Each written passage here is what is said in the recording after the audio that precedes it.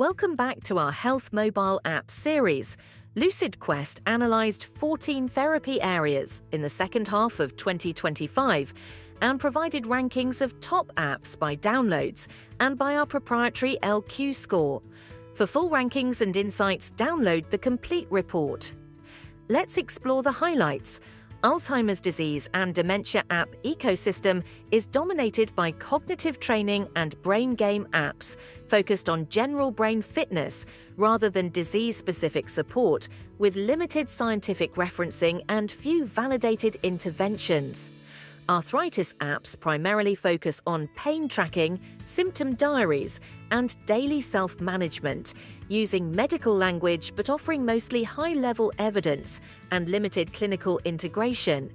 Cardiovascular disease apps form one of the largest and most crowded ecosystems, centered on heart rate, blood pressure, ECG, and wearable monitoring, yet largely remain tracking tools rather than decision support solutions.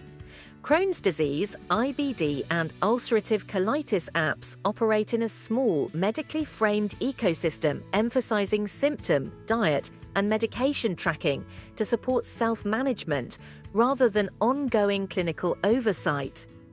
Diabetes apps reflect a relatively mature therapy area built around glucose monitoring, insulin tracking, and lifestyle management, with strong daily integration but limited automated treatment adjustment. Hemophilia apps exist in a highly specialized ecosystem focused on infusion and bleed tracking, with strong credibility but minimal innovation beyond logging. Kidney health and nephrology apps focus on lab values, dialysis scheduling, diet and medication tracking, yet offer limited disease stage personalization and clinical workflow integration. Major depressive disorder apps occupy a broad, consumer-oriented landscape centered on mood tracking, CBT-informed exercises, and self-help content, with limited formal validation or mental health care integration.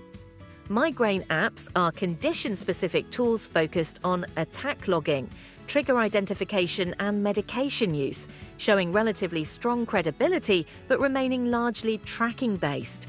Multiple sclerosis apps form a small, specialized ecosystem addressing symptom, fatigue, and relapse tracking, though most remain patient-led with limited clinician-facing functionality.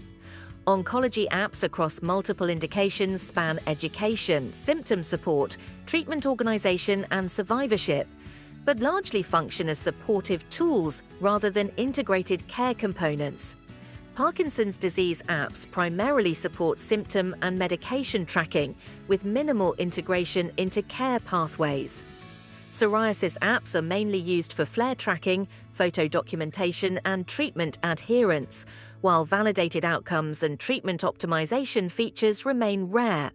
Respiratory disease apps are clinically framed around asthma and COPD monitoring, inhaler use, and spirometry-related features, yet mostly follow a track and report model without proactive treatment optimization.